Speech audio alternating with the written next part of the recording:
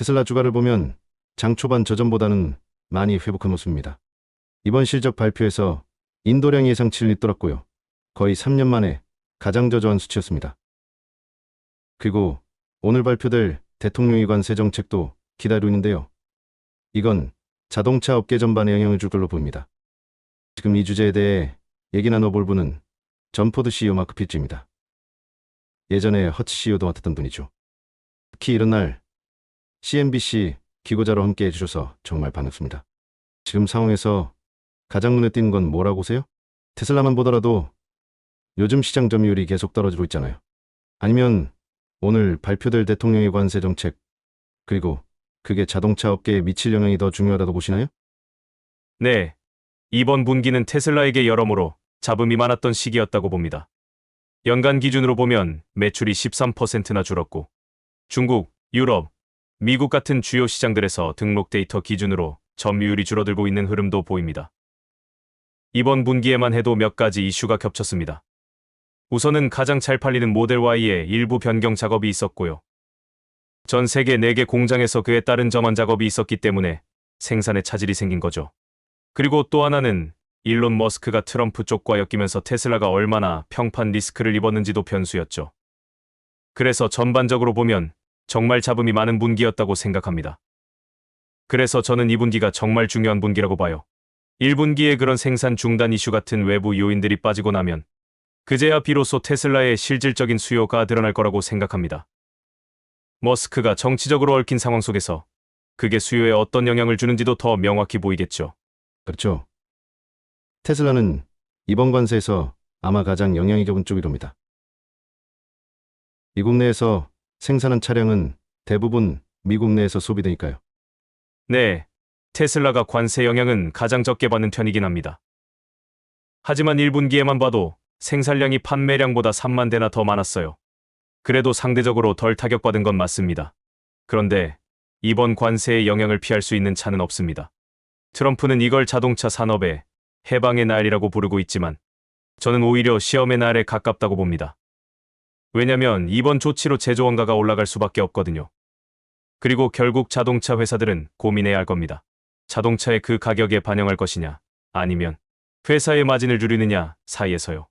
제가 만약 지금 자동차 회사를 운영하고 있다면 앞으로 차량 가격표에 관세로 인한 추가 요금이 포함되어 있다는 걸 분명히 표시할 겁니다. 소비자가 그걸 아주 명확하게 알 수 있도록요. 그래야 관세가 오르거나 내릴 때도 가격을 조정하기가 더 쉬워질 것 같네요. 그렇다면 이 나라에서 100% 생산된 자동차를 사는 게 가능하긴 한가요?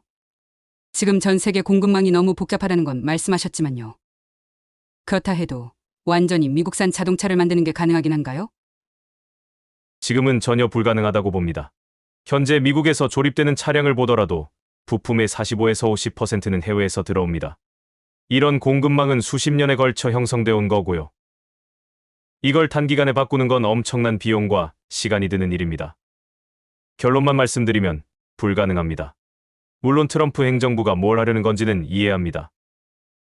지금 미국은 수출하는 자동차보다 3배가량 더 많은 금액의 차량을 수입하고 있으니까요. 만약 제가 지금 자동차 회사에 있었다면 특히 부품 쪽은 관세 면제를 요청하며 정부의 의견을 전달했을 거예요. USMCA 협정을 충족하는 부품들만큼은 관세에서 면제해달라고요.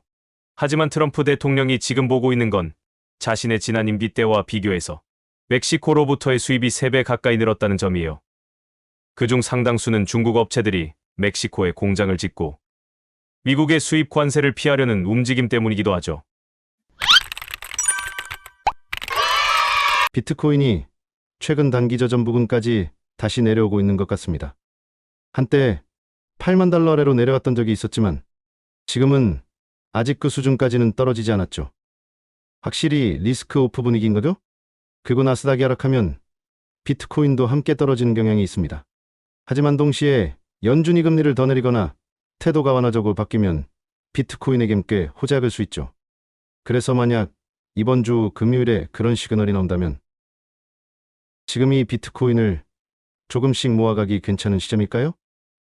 저도 그렇게 생각해요. 제 생각엔 이번 조정은 비트코인이 3월까지는 원래 잘 안 움직이는 시기였다는 점도 이유 중 하나였어요. 하지만 이제 드디어 3월이 지나갔죠. 그래서 지금은 시기적으로도 분위기가 좋아지고 있고, 말씀하신 것처럼 연준과 중앙은행들도 긴축을 완화하고 있고, 양적 긴축도 끝나가고 있어요. 게다가 워싱턴 쪽에서 나오는 정책적 흐름도 비트코인에 긍정적인 영향을 주고 있고요. 그래서 저는 비트코인이 올해 말까지 좋은 흐름을 탈 수 있다고 봅니다. 아, 그렇군요. 제가 당신에게 연말 비트코인 목표가를 여쭤보면 사람들이 좋아하거든요. 다들 기대도 크고 굉장히 관심이 많아요. 저는 여전히 비트코인이 15만 달러 이상 갈 가능성도 있다고 봅니다. 지금은 그렇게 느껴지지 않을 수도 있지만요. 하지만 이번 관세 이슈랑 그에 따른 불안감이 지나가고 나면 시장도 다시 긍정적인 흐름을 기대할 수 있게 될 거라고 생각해요. 여러분이 경제 독립을 이루는 그날까지 함께하겠습니다. 안녕하세요. 3일 경제 독립 팁입니다. 자, 오늘은 매우 중요한 내용으로 방송을 해드릴 건데요. 영상을 주의 깊게 끝까지 보시기 바랍니다. 특히 테슬라의 그 주가를 억누르고 있었던 3대 악재가 지금 급속하게 완화되고 있는데요. 자, 어떤 내용인지 확인해 보시죠. 오늘 궁금하신 분들은 영상 끝까지 함께 해주세요. 바로 시작하겠습니다. 자, 테슬라의 어깨를 짓눌렀던 3대 악재가 지금 급속하게 완화되고 있는데요. 자, 하나부터 차근차근 확인해 보겠습니다. 자, 먼저 간밤의 시장 상황을 보면은 테슬라가 5.3% 올랐죠. 자, 예전 같으면 마이너스 10%가 기본인데 테슬라가 5.3% 올라서 마감이 되었습니다. 자, 미묘하게 좀 차이가 있는데요. 이렇게 5.3% 올라서 마감이 된 거는 트럼프의 그 관세 발표 전에 그 테슬라의 그 분기 실적이 부진하게 발표가 되었습니다. 자, 33만 대 실적이 월가의 전망치 37만 대에 크게 못 미쳤는데요. 자, 그럼에도 불구하고 그 도지위원회 머스크의 활동이 이제 곧 종료가 되고 다시 그 테슬라 회사로 복귀한다. 이 소식이 전해지면서 많은 투자자들이 긍정적인 반응을 했는데요. 자, 주요 종목들을 좀 살펴보면은 테슬라가 5.3% 반등을 해서 282에 종가 마감을 했고, 자, 지금 그 비트코인이 83K 1억 2,200만 원, 그리고 엔비디아가 110달러, 팔란티어가 87달러, 마이크로 스트래티지가 312달러, 아이언큐가 요즘 연일 강세를 보이고 있죠. 25달러 기록하고 있습니다. 자, 도지코인이 다시 243원대로 주저앉았는데요. 자, 여기서 그 세 가지 테슬라 주가를 억눌렀던 먹구름. 지금 첫 번째가 이 일론 머스크가 곧 그 테슬라에 복귀할 거다. 자, 물론 이제 일론 머스크는 잠시 뒤에 이거를 부인을 했지만, 자, 트럼프 대통령 입에서 자, 임시 공무원은 130일 근무할 수 있다. 그러면 이제 그 시점의 문제이지 머스크가 복귀를 결국은 해야 된다는 얘기죠. 자, 그래서 지금은 이제 머스크도 부인을 하고 그 트럼프 그 대변인 부인을 했지만 사실 이거는 이런 얘기가 나왔다는 것 자체가 테슬라의 호재 발생이라고 생각이 됩니다. 자, 머스크도 그 화성에 가기 위해서는 테슬라에 집중해서 주가를 당연히 끌어올리는 게 중요하죠. 거기다가 그 FSD 승인 가능성이 이제 계속 올라가고 있다는 것, 요게 첫 번째 테슬라의 호재가 발생했다는 거죠. 자, 그리고 이 좀 더 기사를 살펴보면은 그 머스크의 도지 수장을 관둔다는 보도에 간밤에 그러니까 그 발표 시점으로 해서 테슬라 주가가 5%대 급등을 이제 하게 된 거죠.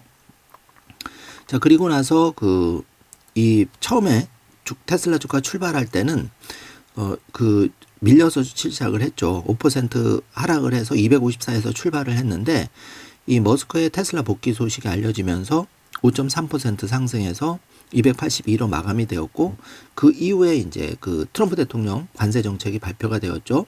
보편 관세 10%에 그 일반 관세, 한국 같은 경우에는 지금 그 25% 이렇게 발표가 되었죠. 한국은 정말 뼈 아픈데요. 이렇게 되다 보니까 다시 이제 그 애프터장에서는 밀리고 있습니다. 그러나 이제 중요한 팩트는 세 가지 악재 중에 한 가지가 지금 완화 소식이 들렸다. 머스크가 테슬라 사업에 곧 복귀할 거다. 자, 이거는 뭐 부인을 해도 기정사실화라고 보시면 되겠습니다.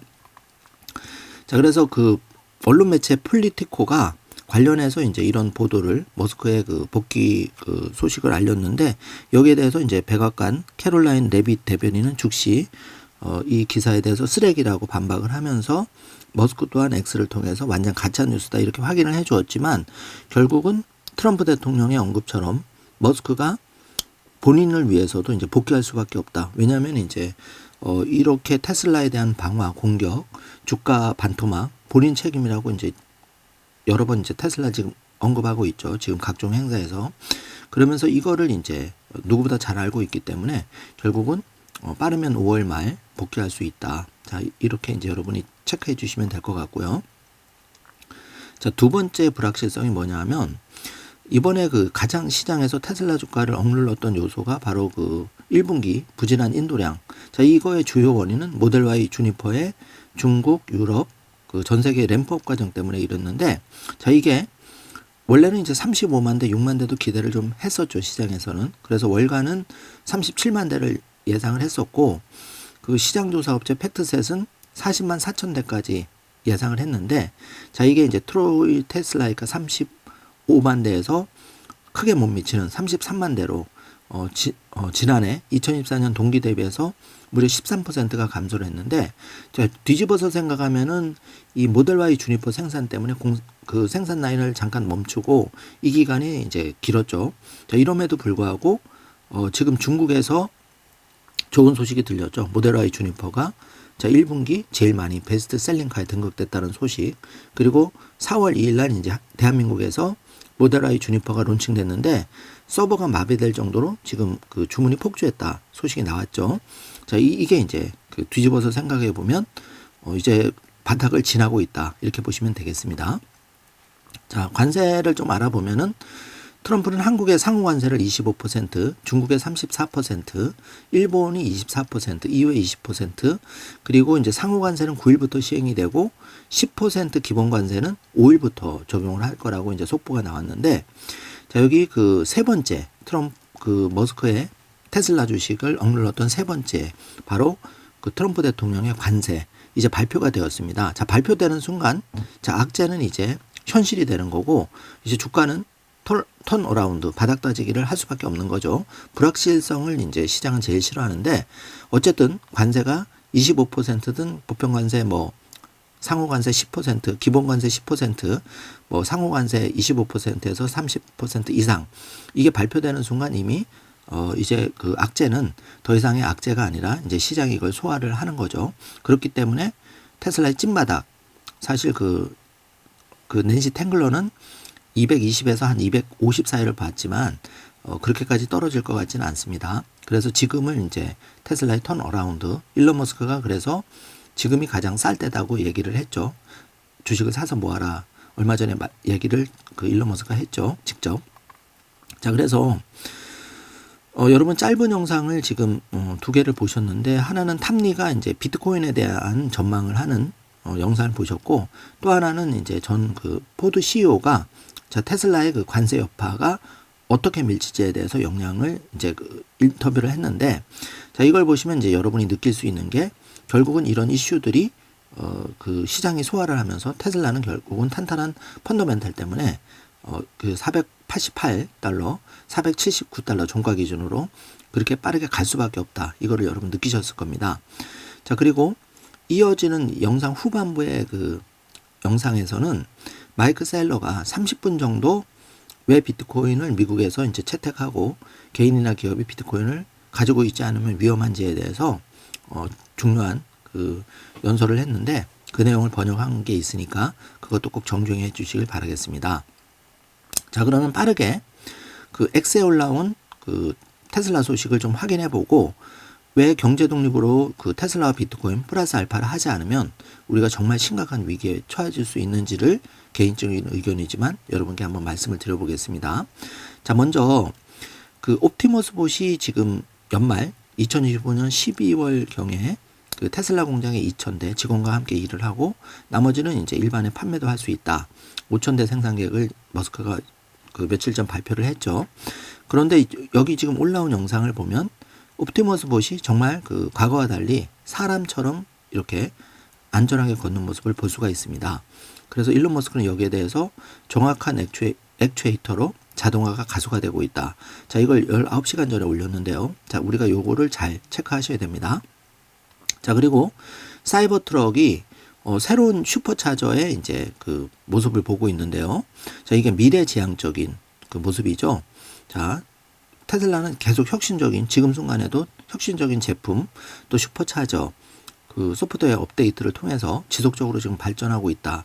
자, 이게 이제 중요하게 체크해야 될 부분이고요. 자, 여러분, 그 존 디어라고 아마 여러분 기업을 아실 수도 있고 모르실 수도 있는데, 자, 세계 최대의 그 농기구 제작 업체입니다. 이 존 디어가 스타링크, 여기 지금 화살표 보시면은 이 그 농기계 뭐 3억, 5억 아주 큰 저기 자동화 시스템의 존 디어 그 기업인데, 이 제 농촌에서 뭐 트랙터 이런 거 생각하시면 되는데, 그 여기에 그 스타링크가 이제 채택이 된 거죠. 그래서 이 존 디어가 전 세계 어디나 수출이 되면 이제 인공지능을 통해서, 스타링크를 통해서 이제 자동으로 이렇게 밭도 갈고 수확도 하고 풀도 제초를 하고, 자, 이런 이제 시대가 활짝 열린 거죠. 자, 스타링크 테슬라와도 굉장히 중요한 거라고 여러 번 말씀을 드렸고요. 자, 이렇게 지금 발빠르게 움직이고 있습니다. 자, 여기에 더해서 자, 엊그저께 이제 일론 머스크가 그 사람 대상으로 연말쯤이면 그 맹인에 대해서 시각을 갖게 될 거라고 발표를 한 바가 있는데, 자, 뉴럴링크 관련해서 또 따끈한 소식이 올라왔는데요.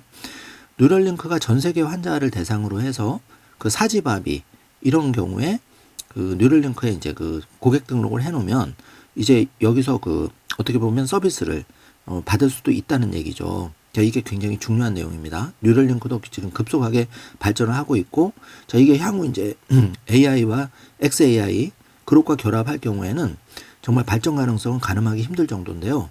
자, 이렇게 급속히 지금 발전되고 있는 그 테슬라, 일론 머스크의 관련 6개 혁신 기업을 우리가 잘 체크를 하셔야 됩니다. 이 기업들이 테슬라를 필두로 해서 다 연관이 되어 있습니다. 자, 그리고 테슬라의 할리우드 다이너 센터 이제 곧 완공을 앞두고 있는데요. 막바지 지금 공사하는 모습을 보고 있고요. 자, 일론 머스크가 이제 트럼프 그 머스크 그 도지위원회 특별 공무원은 임기가 131, 이거를 트럼프 대통령이 확인을 해 주었고, 며칠 전에. 그리고 머스크가 이제 몇 주 안에 현재 공무원 역할에서 물러날 것이다. 트럼프 대통령이 본인의 이제 이너서클 그룹에다가 살짝 이걸 흘린 거죠. 자, 이거는 팩트로 보여집니다. 이제 물론 머스크는 부인은 했지만, 자, 적절한 시점, 그거를 이제 5월 29일 정도로 데드라인을 보고 있죠. 자, 그래서 모건 스탠리 아담 조너스는 지금 테슬라 1분기 실적 발표에 대해서 그 1분기 인도 보고서가 바로 이제 테슬라의 바닥일 수 있다. 그래서 2번 보시면 테슬라의 미래 사업의 기회는 잠재적으로 너무 크게 과소평가되어 있다고 생각한다. 실제로 지금 시장에서 이 분기 실적 발표가 부진하다고, 예전보다는 이제 덜하지만 사실 이게 중요한 게 아니죠. 테슬라는 AI 기업이기 때문에 이제 2분기에 출시될 반값 전기차, 그게 이제 매출을 끌어올릴 거고, 사실은 이제 그 AI 기업으로 더 큰 포지션을 가져갈 거다. 그래서 지금 캐시우드가 2029년 늦어도 2030년까지 그 FSD 자율주행 로보택시만으로 테슬라는 90% 매출, 그리고 자동차 매출은 10%, 그래서 예상 주가는 $2,600를 지금 바라보고 있는 게 앞으로 그 4, 5년이면 펼쳐질 테슬라의 최소한의 미래라는 거죠. 이 부분을 우리가 잘 체크하셔야 될 것 같고요. 자, 그래서 그 지금 테슬라의 반값차가 자 4월, 5월, 6월인데 4월은 조금 빠듯하게 보이고요. 자, 5월, 빠르면 5월, 늦어도 6월 전에는 출시가 되지 않을까. 어떻게 보면 6월 달에, 만약에 늦어진다면 6월에 반값차 출시, 그리고 텍사스 오스틴 FSD 비감독 자율주행 동시에 이루어질 수도 있고, 만약에 5월에 반값차가 출시된다면 이건 정말 테슬라에게 큰 호재죠.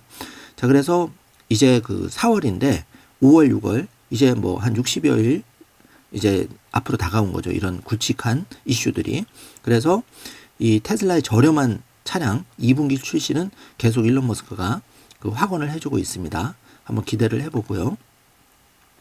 자, 그런데 이번 그 1분기 그 인도량 발표에서 중요한 부분이 바로 이 부분인데, 지금 10.4기가와트가 중국의 그 메가팩 그 공장이 가동이 됐는데, 이게 이제 전년 동기 대비해서, 그러니까 2024년 1분기 대비해서 여기 표를 보시면은 156%가 상승한 걸 볼 수 있습니다. 우측에 그 화살표 한 거 보면은 테슬라의 메가팩 실적이 이렇게 156%나 급성장을 했다는 거죠.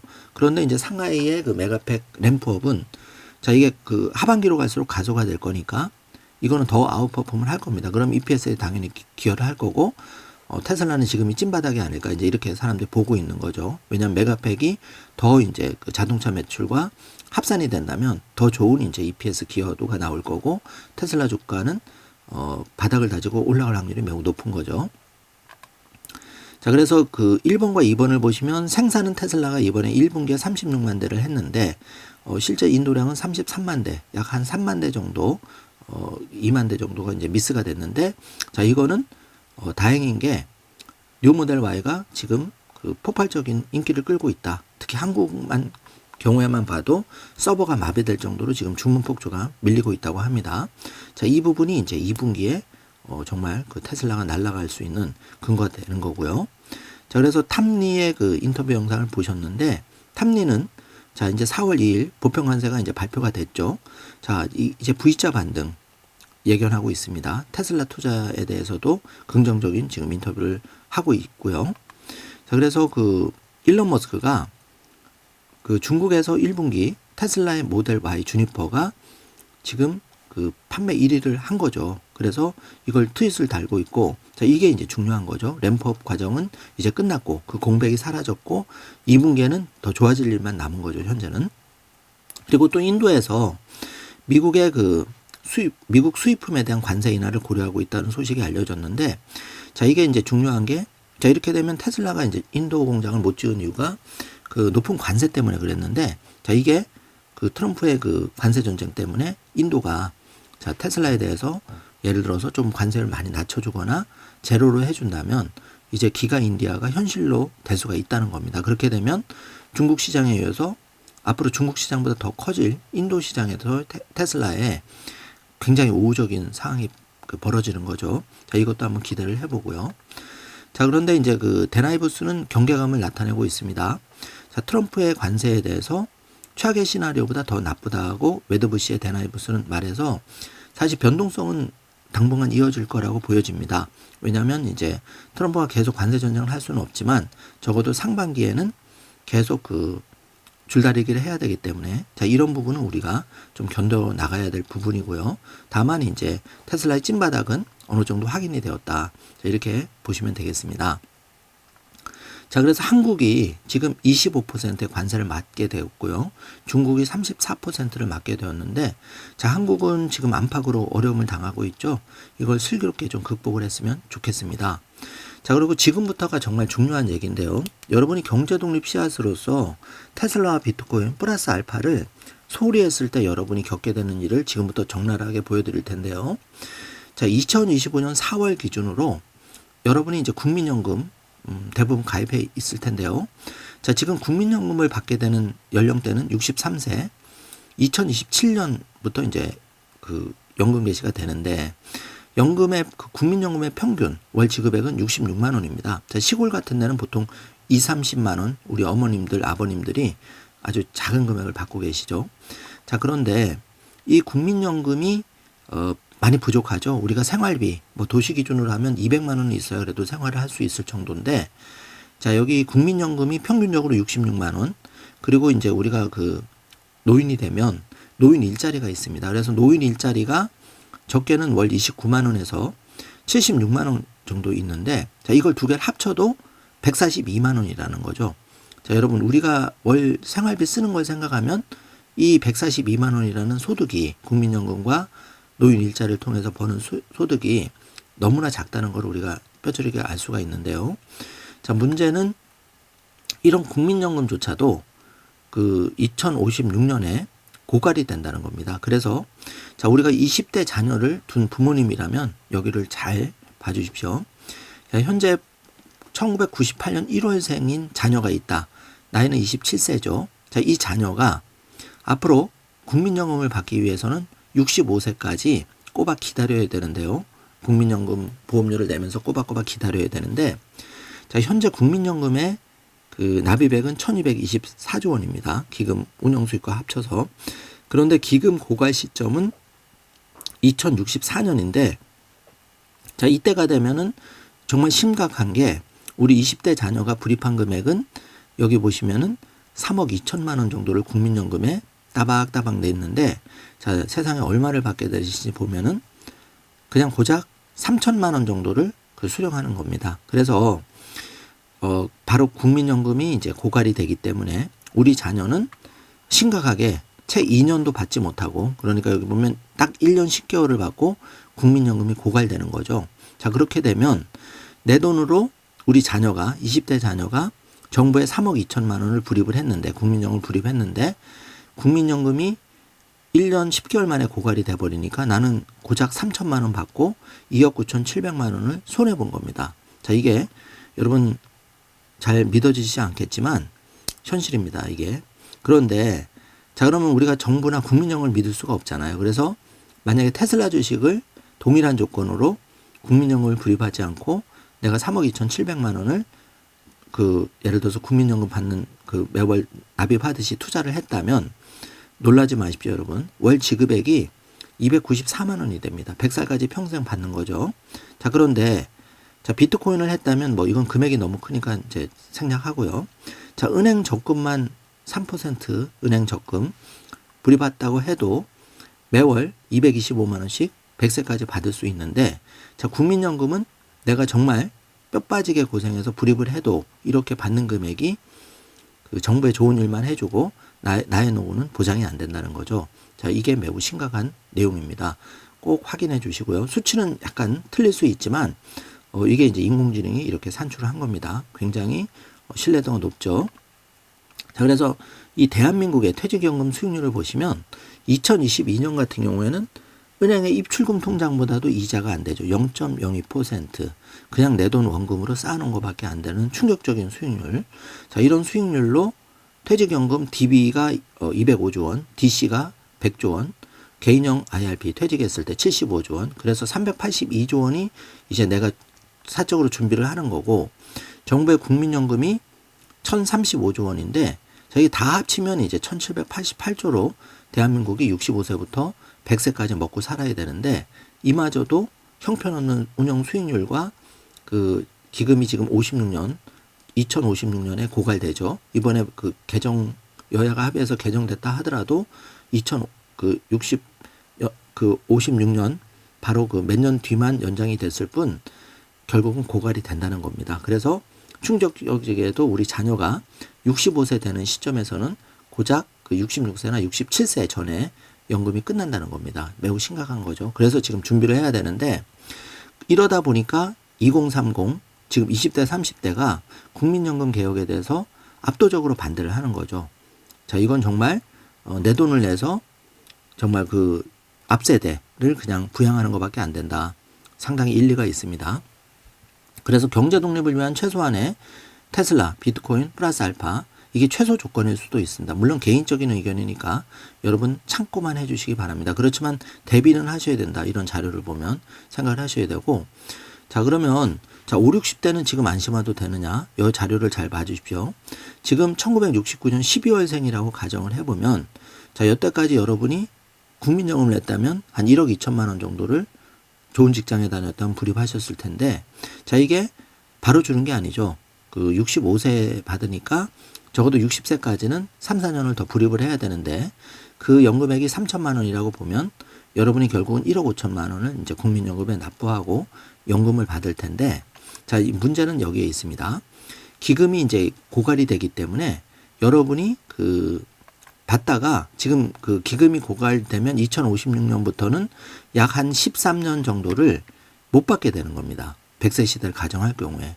그런데 그러니까 5, 60대는 그나마 국민연금이 많이 준다고 하는데 이렇게 고갈이 되는 거고 그래서 차선책으로 지금 퇴직하시는 분들은 국민연금에 추가 납입하기보다는 그 돈을 차라리 적금이나 내가 뭐 테슬라나 비트코인이나 나만의 경제독립 씨앗으로 이렇게 운영을 한다고 했을 때 자, 이게 A보다는 B, B는 100세까지 매월 66만 원씩 받을 수 있는 거고 자, 이렇게 국민연금만 주구장창한 사람은 자, 83세 또는 87세, 이보다 더 빠른 시점일 수도 있는데 노후에 그냥 13년에서 20년을 아무런 대책 없이 소득 없이 견뎌야 된다는 거죠. 국민연금만 의존한다면. 이런 충격적인 결과가 지금 나오고 있는데요. 자, 그러다 보니까 자, 연금이 필요 없다는 얘기가 20, 30대일수록 나오고 있고, 자, 지금 5, 60대도 안심하지는 못한다. 그래서 현재 시점으로 진지하게 대책을 지금부터 준비해야 되는데 믿을 건 오직 나 자신밖에 없다. 그래서 제가 여러분께 그 테슬라 비트코인을 이제 최소한의 경제 독립 씨앗으로 개인적인 의견으로 자꾸 말씀을 드리는 거고, 자, 이어지는 그 마이크 세일러 영상도 왜 비트코인인지에 대해서 한 30분 정도 이어지는데 그것도 꼭 정주행을 해주시길 바라겠습니다. 자, 오늘은 매우 중요한 내용을 말씀을 드렸는데요. 자, 테슬라 주식이 일희일비할 게 아니라 지금 이런 상황이기 때문에 찐바닥을 다지고 있고 이제 올라갈 일만 남았는데, 물론 이제 상반기에는 좀 더 그 변동성이 있을 수는 있지만 그거는 이제 각오를 하셔야 되고, 어쨌든 국민연금 사례를 봐서 여러분이 판단할 수 있는 거는 내가 제대로 준비하지 않으면 정말 현실적으로 매우 심각한 일이 벌어질 수가 있다. 그렇지만 적금이 됐든 테슬라 주식이 됐든 아니면 어떤 내가 원하는 코인이 됐든 약간 다른 방향으로 국민연금만 의존하지 않고 미래를 내가 좀 더 능동적으로 경제 독립을 준비해 간다면 여러분은 좀 더 나은 그런 그 100세 시대를 맞이할 수 있다. 이렇게 말씀을 드리고 정리를 할 수 있는데요. 자, 오늘 영상 내용이 조금이라도 도움이 되셨다면 좋아요, 구독, 알림 설정 부탁드리겠습니다. 자, 여러분이 믿는 그리고 경제 독립에 대해서 여러분 스스로가 본인과 소중한 자녀를 위해서 지금 정말 작은 금액이라도 단돈 10,000원이라도 10만 원이라도 우리가 시간을 이용해서 좀 세팅을 하는 것과 세팅을 안 하고 그냥 정부를 믿고 국민연금을 믿고 또는 뭐 어떻게 잘 되겠지, 이거는 결과값 방금 보셨듯이 엄청난 차이가 벌어진다는 거를 꼭 여러분이 다시 한번 생각하는 하루가 되셨으면 좋겠습니다. 자, 오늘도 긴 영상 시청해 주셔서 감사드리고 이어지는 영상도 끝까지 정주행 부탁드리겠습니다. 좋은 하루 되세요. 감사합니다. 비트코인을 그냥 보는 사람들에게는 단순히 어떤 자산을 비축해 놓은 것처럼 보일 겁니다. 하지만 더 깊이 들여다보는 사람들에게는 인류가 발명한 가장 가치 있는 자산을 비축해 놓은 것처럼 보일 거예요. 그런데 저는 오늘 여기서 전략적 비트코인 준비금이 단순한 비축이 아니라 21세기 미국이 디지털 패권을 차지하기 위한 전략이라는 점을 말씀드리려고 합니다.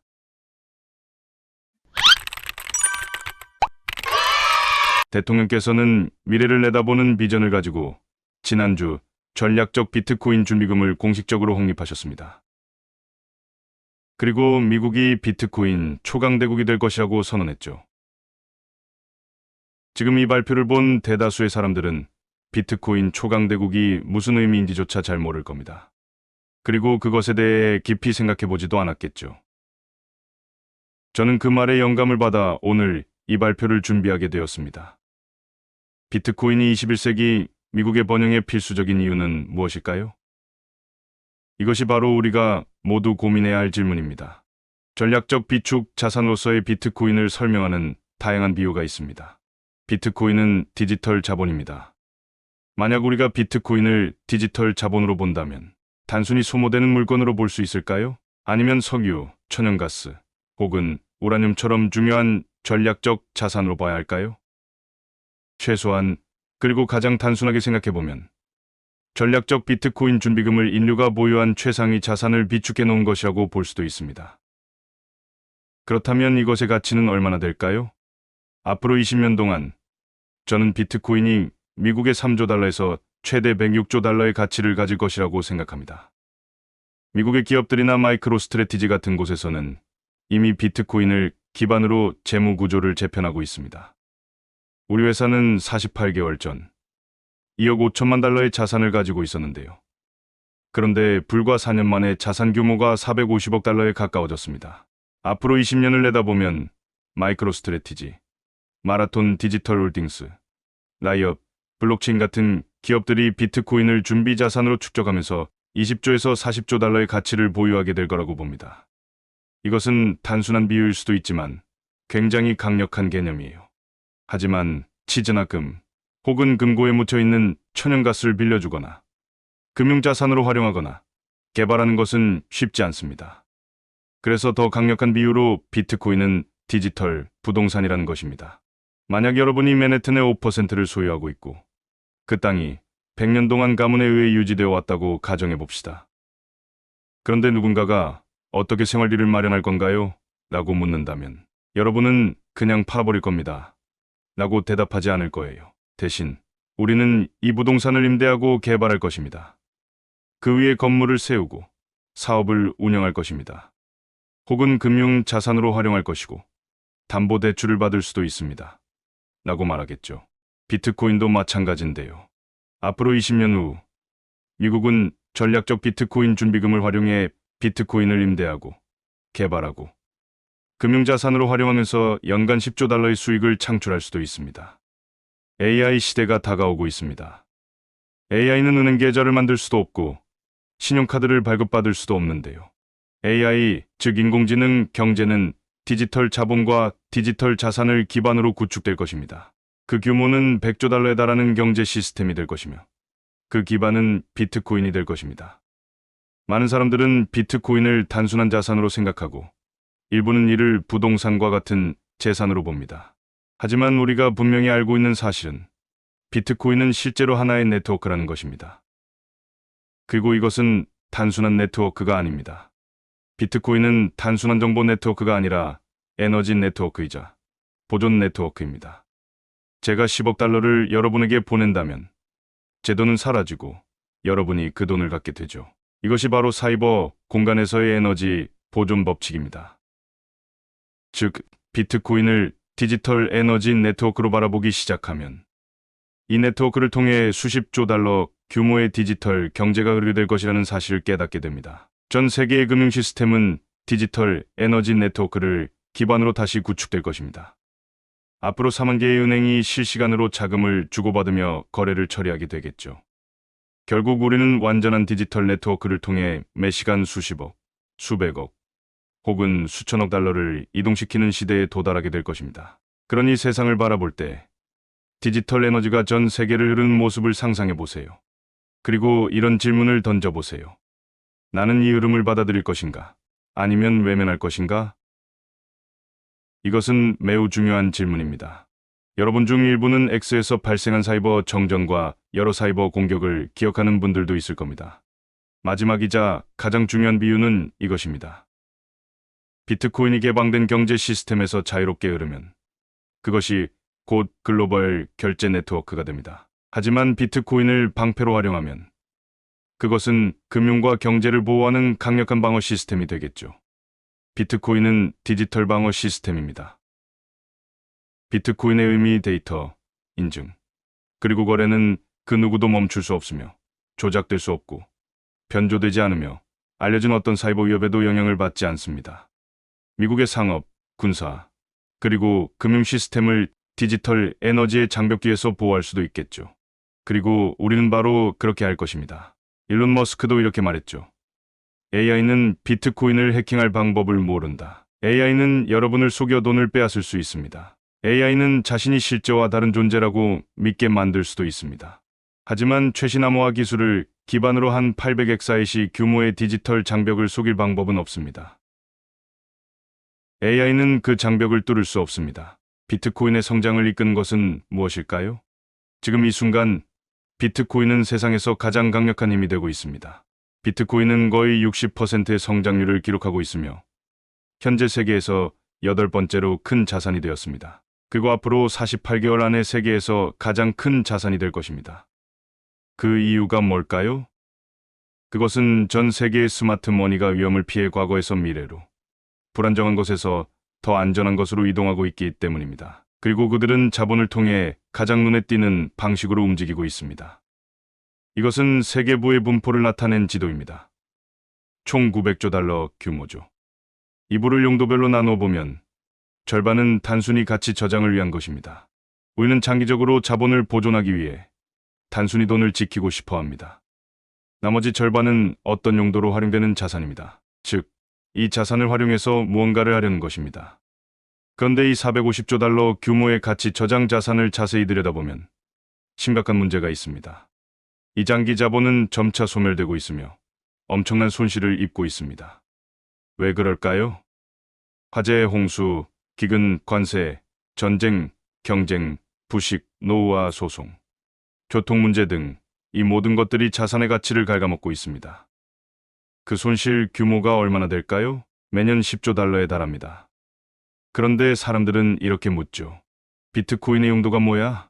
비트코인의 용도는 매년 10조 달러의 손실을 막는 것입니다. 엔트로피, 인플레이션, 혼란, 불확실한 미래로부터 자산을 보호하는 것이죠. 비트코인은 법정화폐, 채권, 주식과 같은 금융자산의 리스크가 없습니다. 그리고 부동산과 같은 물리적 자산이 가지는 위험도 없습니다.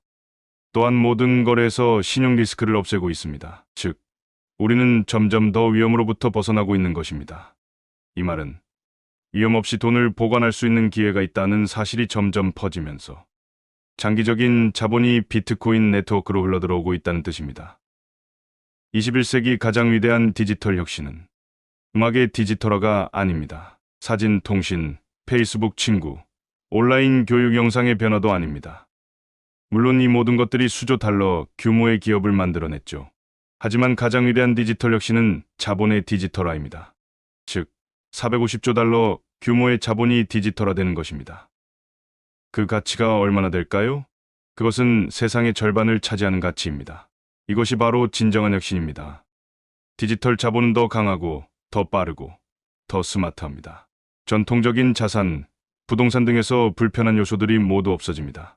그리고 여러분은 보이지 않으며, 파괴되지 않으며, 영원히 존재하고, 순간이동이 가능한 건물을 얻게 됩니다. 이것이 더 나은 자산입니다. 비트코인은 글로벌 자본입니다. 아시아, 아프리카, 남미의 모든 사람들이 기회만 있다면 미국으로 이주하고 싶어 합니다. 그들은 자산도 미국으로 옮기고 싶어 합니다. 그들은 미국 달러를 원하고, 그들은 미국의 자산을 원하며, 그들은 미국의 안전을 원하고, 그들은 미국의 가치체계를 원합니다. 그래서 그들이 할 수 있는 최선의 선택은 자산을 비트코인 네트워크로 옮기는 것입니다. 왜냐하면 비트코인은 미국이 가진 모든 가치, 보호체계, 그리고 보안을 담고 있기 때문입니다. 비트코인은 영원한 자본입니다. 비트코인을 보유하면 1000년 동안 자산을 안전하게 보관할 수 있죠. 연 0.1%의 비용이 발생해도 비트코인은 1000년 동안 유지될 수 있는 자산입니다. 반면 다른 모든 장기 자본은 보통 10년에서 100년 사이에 가치가 소멸됩니다. 500년 동안 지속될 기업을 찾아보세요. 500년 동안 유지될 건물을 찾아보세요. 500년 뒤에도 지급될 채권을 찾아보세요. 500년 후에도 그대로 유지될 예술작품을 찾아보세요. 그리고 여기 있는 모든 사람들이 알고 있는 사실은 비트코인과 디지털 자본이야말로 가장 윤리적인 자본이라는 것입니다. 비트코인은 이 세상에서 여러분이 진정으로 소유할 수 있는 유일한 자산입니다. 여러분이 프라이빗 키를 보유하고 있거나 혹은 그 키가 어디에 있는지 알고 있다면 그 비트코인은 온전히 여러분의 것입니다. 그 누구도 여러분의 비트코인을 빼앗을 수 없습니다. 그러나 이 세상의 다른 모든 자산은 여러분보다 더 강한 누군가의 허락 아래에 존재할 뿐입니다. 그들이 빼앗기로 결정하는 순간 여러분의 것은 더 이상 여러분의 것이 아닙니다. 사토시는 우리에게 진정한 재산권, 건전한 화폐, 주권적 화폐를 선물했습니다. 비트코인은 하나의 네트워크입니다. 하지만 그 본질은 무엇일까요? 비트코인은 세계에서 가장 강력한 네트워크입니다. 디지털 시대에서 진정한 힘의 단위는 무엇일까요? 그것은 XIC입니다. 비트코인 네트워크는 20기가와트의 전력을 사용합니다. 이것은 미국 해군 전체를 가동할 수 있는 수준의 에너지죠. 그리고 이 네트워크는 경제적으로도 가장 강력한 힘을 가지고 있습니다. 우리 회사는 비트코인 네트워크의 2.4%를 매입하는데 330억 달러를 투자했습니다. 간단히 계산해보면 이 네트워크에 유입된 실제 자본이 1조 달러에 달한다는 사실을 알 수 있습니다. 그리고 이 네트워크에는 1조 달러 규모의 스마트 머니가 뒷받침하고 있습니다. 비트코인은 전 세계에서 가장 글로벌하며 오류나 중단 없이 계속 작동하는 네트워크입니다. 비트코인 채굴에 사용되는 각각의 ASIC 칩은 수십만 대의 노트북 컴퓨터와 맞먹는 연산력을 가지고 있습니다. 이 네트워크를 공격하려면 수조, 수십조 대의 컴퓨터가 필요하겠죠. 그리고 많은 사람들이 이렇게 말합니다. 아, 이제 이해했어. 이건 네트워크 효과 때문이야. 결국 네트워크잖아. 하지만 비트코인은 단순한 메트칼프의 법칙을 따르는 네트워크가 아닙니다. 네트워크에 대해 반쯤 이해한 상태에서 하는 착각이죠. 비트코인은 네트워크의 노드 수가 증가하면서 강해진 것이 아닙니다. 비트코인은 노드 수가 아니라 네트워크로 유입되는 자본, 에너지, 그리고 대규모 연산력에 의해 강력해집니다. 비트코인은 뉴턴 물리학과 같은 뉴턴식 네트워크입니다. 다시 말해 단순한 연결망이 아니라 중력이 작용하는 태양계처럼 네트워크 내에 흐르는 거대한 자본과 에너지가 비트코인의 힘을 결정하죠. 백색외성이 우리의 행성 가까이 지나가면 그 행성의 대기를 빨아들일 것입니다. 백색외성은 같은 크기의 소행성과는 다릅니다. 전혀 다른 존재죠.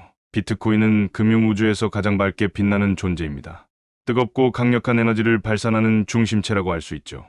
비트코인은 가장 흥미로운 자산이며 점점 더 강력해지고 뜨거워지고 밀도가 높아지고 있습니다. 그리고 전 세계의 자본이 비트코인의 궤도로 빨려 들어가고 있습니다. 어떤 종류의 자본이 흘러들어가고 있을까요? 물리적 자본, 사람들은 부동산을 팔고 있습니다. 금융자본, 사람들은 저품질 채권과 제2세계, 제3세계의 불안정한 화폐를 처분하고 있습니다. 해외 자본, 사람들은 시베리아의 창고와 러시아 천연가스 채굴 권리를 매각하고 있습니다. 비트코인은 20세기의 낡은 자본을 빨아들이고 있습니다. 그리고 스마트 머니도 유입되고 있습니다. 이제 사람들은 고민하기 시작했습니다. 나는 시간이 지남에 따라 가치가 사라지거나 수많은 불확실한 위험으로 인해 파괴될 자산에 투자하고 싶은가? 아니면 내 돈을 사이버 공간에서 안전하게 보관할까? 그리고 이제는 디지털 자본이 유입되고 있습니다. AI는 은행 계좌를 만들 수 없습니다. 경제가 디지털화되면서 사람들은 빛의 속도로 돈을 이동시키고 싶어 합니다. 초당 수백만 건의 거래가 가능한 시스템을 원합니다. 연속도로 돈을 이동하는 것은 시베리아의 창고로는 불가능합니다. 천연가스나 금으로도 불가능하죠. 그리고 기존의 20세기 자산으로도 불가능합니다. 그럼 비트코인은 어디로 향하고 있을까요? 여기 오픈소스 모델이 있습니다. 기터브에서 비트코인 24라는 모델을 다운로드할 수 있습니다. 여러분이 원하는 가정을 적용해 볼 수 있습니다. 우리의 가정은 이렇습니다. 현재 비트코인은 전 세계 경제의 0.2%를 차지하고 있습니다. 즉, 비트코인의 시가총액은 현재 2조 달러입니다. 지난 20년 동안 비트코인은 연평균 60%씩 성장해왔습니다. 만약 이 성장률이 연 60%에서 20%로 둔화된다고 가정해 보겠습니다. 그렇게 되면 향후 20년 동안 비트코인의 평균 연간 수익률은 29%가 될 것입니다. 이것이 기본적인 시나리오입니다. 이 경우 비트코인의 가격은 한 개당 1,300만 달러에 도달하며 전체 네트워크의 가치는 280조 달러에 이르됩니다. 그러면 세상이 완전히 뒤바뀔까요? 아닙니다. 그렇다면 무슨 일이 일어날까요? 대부분의 것들은 지금과 다르지 않을 것입니다. 하지만 비트코인을 받아들인 사람들은 부자가 되고 강력한 힘을 가지게 됩니다. 반면 비트코인을 받아들이지 않은 사람들은 점점 더 약해지고 가난해질 것입니다. 그 외에는 지금 우리가 보고 있는 세상은 20년 후에도 그대로 존재할 것입니다. 비트코인은 달러에 대한 위협이 아닙니다. 달러는 화폐이고 비트코인은 자본입니다. 오늘날 수많은 경제학자들은 그저 기계적으로 같은 말을 반복합니다. 돈량 가치 저장 수단, 교환 매개체 회계단이다. 끝. 경제학자들은 이렇게 정의하고 끝내버립니다. 하지만 그들은 단순한 암기 수준에서 벗어나 깊이 생각해 보지 않았습니다. 그래서 교육에서 단순 암기가 문제인 것입니다. 지금 벌어지는 일들에 대해 더 깊이 생각해 보세요. 만약 여러분이 아르헨티나에서 앞으로 4주 동안 쓸 돈이 필요하다면 페소를 사용할 것입니다. 만약 앞으로 4년 동안 쓸 돈이 필요하다면 달러를 사용할 것입니다. 만약 앞으로 40년 동안 자산을 보존해야 하고 여러분이 현명하다면 비트코인을 사용할 것입니다.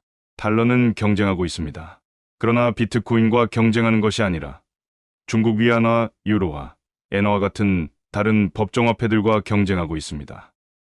현재 달러는 글로벌 M2 통화 공급량의 17%를 차지하고 있습니다. 이 비중을 30%까지 늘릴 수 있어야 합니다. 어떻게 가능할까요? 디지털 화폐를 통해 가능합니다. 미국의 은행과 기업들이 미국 국채로 뒷받침된 디지털 화폐를 발행할 수 있다면 미국의 통화 공급량을 10조 달러까지 늘릴 수 있습니다. 이것이 바로 디지털 자산 전략입니다. 그래서 스테이블 코인 법안과 지니어스 액트가 중요한 것입니다.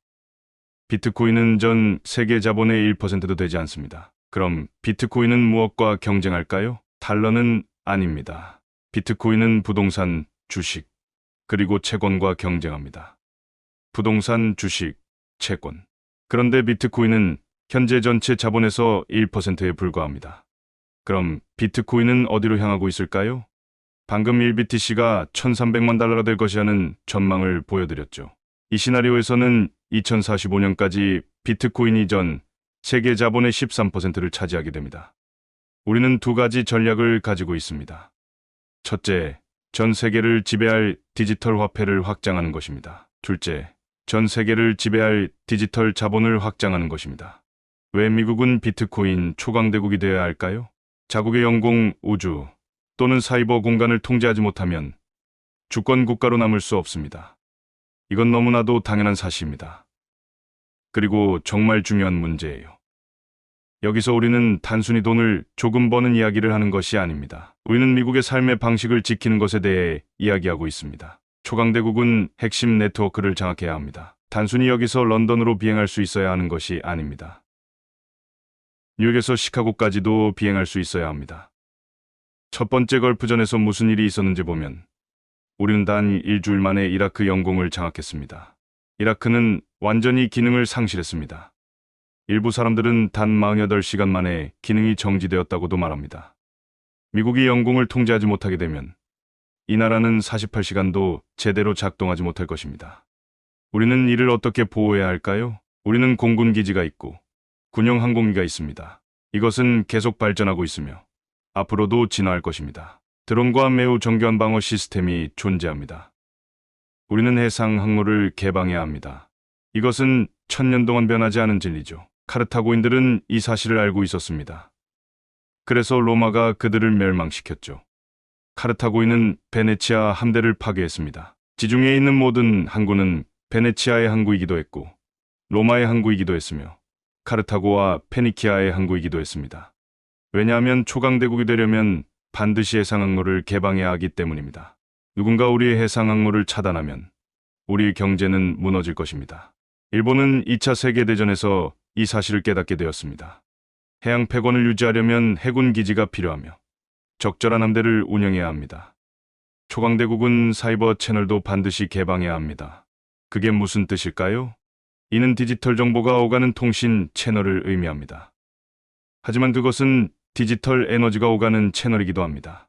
저는 단순히 신호를 전달할 수 있어야 할 뿐만 아니라 100억 달러 규모의 자금도 이동시킬 수 있어야 합니다. 저는 단순히 전 세계적으로 사이버 채널을 개방하는 것만이 아닙니다.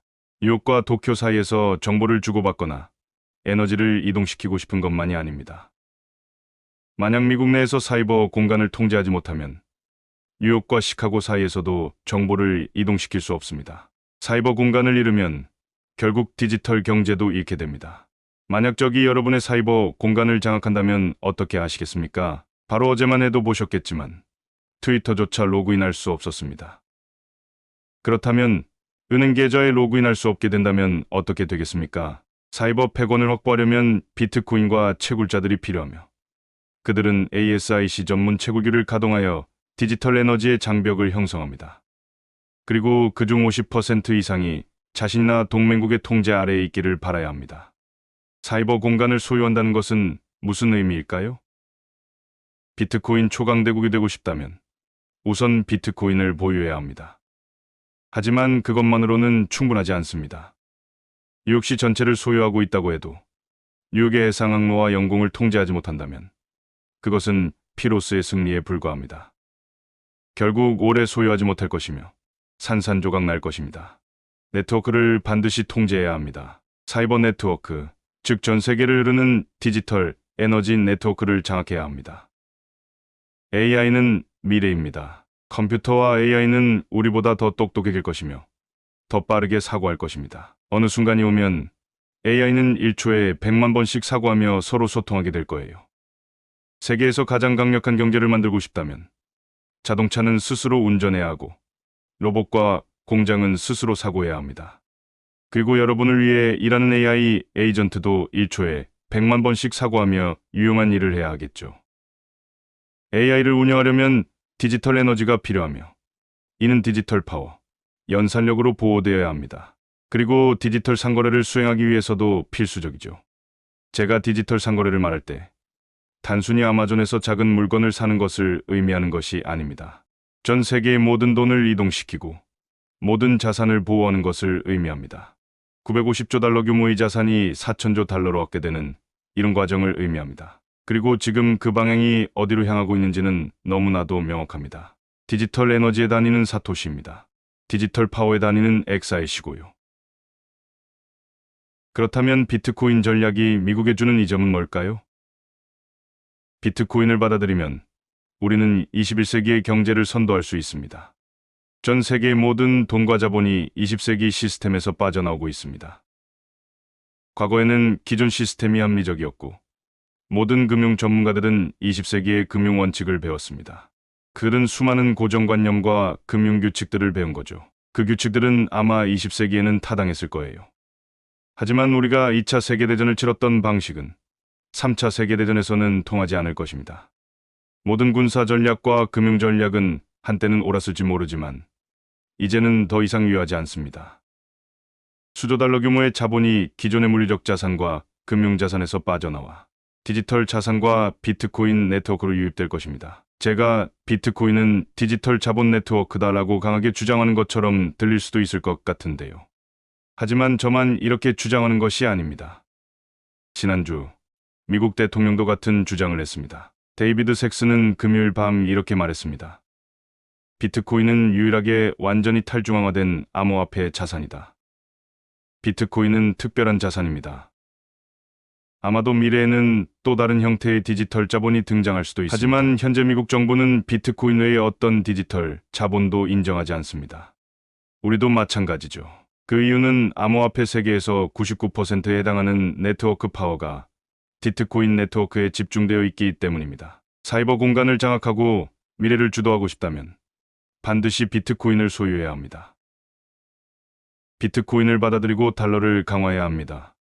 우리는 글로벌 디지털 자본 네트워크를 구축하고 소유하며 통제할 수 있는 기회를 가지고 있습니다. 그 네트워크가 바로 비트코인이죠.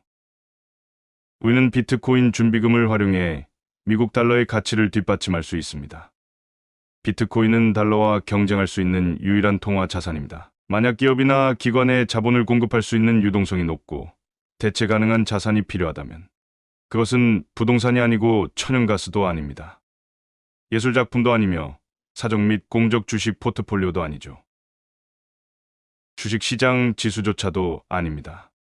비트코인을 제외하고 전 세계 어디서나 사용할 수 있는 유일한 자산은 미국 국채뿐입니다. 만약 누군가 미국 국채를 대체할 자산을 찾는다면 그 대안은 비트코인이 될 것입니다. 그러므로 미국은 비트코인과 미국 국채를 모두 보유해야 합니다. 비트코인을 받아들이면 해외 자본을 유치할 수 있습니다. 이는 단순히 20세기에 자금이 유입되는 것이 아닙니다. 전 세계의 자본이 미국으로 몰려올 것입니다. 만약 제가 여러분의 모든 돈을 가져가고 아프리카로 보낸 후 이렇게 말한다고 가정해 봅시다. 여러분은 반드시 아프리카에서 사적, 공적 주식, 부동산, 그리고 예술작품에 분산 투자해야 합니다. 아니면 여러분의 자금을 디지털 자본 네트워크에 넣고 빛의 속도로 어디로든 옮길 수 있습니다. 그리고 비트코인을 선택할 것인지 아니면 아프리카에 100년 동안 자금을 묶어둘 것인지 선택하라고 하면 여러분은 당연히 비트코인을 선택하겠죠. 지금 전 세계 모든 사람들이 이 사실을 깨닫고 있습니다. 그래서 각국 정부는 비트코인을 규제하는 법을 만들 것입니다. 지금 중국 정부는 자본 유출을 막기 위해 강력한 통제 정책을 시행하고 있습니다. 그러나 결국 모든 자본은 미국으로 흘러들어올 것입니다. 하지만 여러분이 미국으로 직접 올 수 없다면 그 다음으로 최선의 방법은 디지털 자본 네트워크, 비트코인으로 이동해 미국의 보호를 받는 것입니다. 결국 비트코인을 받아들이면 미국 국민에게 힘을 실어줄 수 있습니다. 비트코인을 자산으로 보유한 미국 기업들은 경쟁사를 압도하며 더 오래 살아남고 더 뛰어난 성과를 낼 것입니다. 따라서 비트코인을 보유한 미국 기관들은 주주들에게 더 큰 부를 가져다 주겠죠. 그리고 그 혜택을 받는 사람들은 바로 우리입니다. 마지막으로 적절한 디지털 자산 프레임워크를 갖춘다면 우리는 세계의 은행 역할을 할 수 있습니다. 우리가 비트코인을 전 세계로 수출할 때 우리는 미국의 핵심 가치인 주권, 건전한 화폐, 신뢰, 재산권을 함께 수출하는 것입니다. 우리가 디지털 화폐를 수출할 때 그것이 곧 미국의 통화를 수출하는 것이죠. 우리가 디지털 증권이나 디지털 토큰을 만든다면 그것을 통해 미국의 기업, 아이디어, 금융 상품을 전 세계에 수출하는 것입니다. 우리는 이 산업을 주도할 수 있습니다. 미국은 비트코인 전략을 어떻게 추진해야 할까요? 루미스 상원의원이 지난 7월 내슈빌에서 발표한 비트코인 법안은 미국의 비트코인 전략을 명확히 제시했습니다. 비트코인 법안은 향후 5년 동안 100만 개의 비트코인을 체계적이고 규율 있게 그리고 투명한 방식으로 매입하자고 명시하고 있습니다. 그렇다면 이 전략이 가져올 결과를 한번 생각해 봅시다. 우선 지난주 대통령은 비트코인 전략 비축 행정명령에 서명했습니다. 만약 미국이 20년 동안 20만 개의 비트코인을 보유한다면 차트상으로는 아무 변화가 없어 보일지라도 그 가치는 3조 달러에 달할 것입니다. 즉, 아무것도 하지 않고 그냥 보유하는 것만으로도 3조 달러의 가치가 된다는 거죠. 사람들은 종종 돈을 벌려면 반드시 무언가를 해야 한다고 생각합니다. 하지만 때때로 불필요하고 어리석은 행동을 하지 않는 것이 돈을 버는 방법이기도 합니다. 특히 비트코인을 단기적으로 사고 팔며 거래하는 것은 과대평가된 행위입니다. 루미스 법안이 시행되면 미국은 100만 개에서 120만 개의 비트코인을 확보하게 될 것입니다. 이 전략을 장기적으로 보면 미국 경제에 16조 달러의 가치를 창출할 것으로 예상됩니다. 만약 더 공격적으로 나아가 100만 개의 비트코인을 추가로 매입한다면 미국은 또 다른 1조 달러의 가치를 창출할 수도 있습니다. 그리고 이 경우 미국이 더 적극적으로 비트코인을 비축하기 시작하면 비트코인 네트워크의 성장이 가속화될 것입니다. 그러면 비트코인 네트워크로의 자본 유입이 더욱 빨라지겠죠. 결과적으로 전체 디지털 자본 네트워크가 확장되고 더욱 커질 것입니다. 만약 우리가 트리플 맥스 전략을 실행한다면 미국은 총 400만 개의 비트코인을 보유하게 될 것입니다. 이는 미국 경제에 73조 달러의 가치를 제공하는 양입니다. 그리고 트럼프 대통령은 미국은 초강대국이 되어야 한다고 명확한 방향성을 제시했습니다. 만약 초강대국 전략을 원한다면 바로 이 전략이 그의 답입니다. 비트코인을 지속적으로 매입하십시오. 그렇다면 이 전략을 언제까지 실행해야 할까요? 지금부터 비트코인의 99.99%가 채굴될 때까지, 즉 2035년 1월까지 매일 꾸준히 비트코인을 축적해야 합니다. 비트코인의 99%가 채굴되는 순간 사실상 공급이 고정됩니다. 남은 1%는 앞으로 100년에 걸쳐 서서히 채굴될 것이기 때문이죠. 즉, 남은 99%가 채굴되는 동안 앞으로 10년간이 디지털 골드러시 기간입니다. 비트코인이 모두 채굴되기 전에 반드시 확보해야 합니다. 이 전략에서 우리는 꾸준히 비트코인을 매입하며 정부의 잉여 재정을 활용해 추가로 비트코인을 축적합니다. 이 전략은 미국의 106조 달러의 가치를 가져올 것입니다. 그렇다면 이 전략이 실제로 어떤 모습일까요? 루미스 플랜은 대담한 전략이지만 한편으로는 신중한 접근법이기도 합니다. 적절한 규모의 전략적 비트코인 준비금 계획만으로도 국가 부채를 상쇄할 수 있습니다. 때로는 작아 보이는 행동이 오히려 가장 현명한 선택이 될 수도 있죠. 중요한 것은 실행하는 것입니다. 2012년에 소량의 비트코인을 매입한 사람들을 생각해 보세요. 당시에는 작은 투자였지만 결국 억만장자가 되었습니다. 20년 앞을 내다보고 내린 작은 결정이 결국 위대한 선택이 될 수 있습니다. 만약 더 공격적인 접근을 한다면 트리플 맥스 플랜은 국가 부채를 완전히 없앨 수 있습니다. 그리고 슈퍼파워 플랜을 실행한다면 미국은 글로벌 초강대국으로 자리 잡게 될 것입니다. 우리는 4천만 달러로 미국 영토의 78%를 매입했습니다. 불과 4천만 달러로 미국의 80%에 가까운 영토를 사들인 것입니다. 한번 생각해 보세요. 비트코인은 21세기의 가장 큰 기회입니다.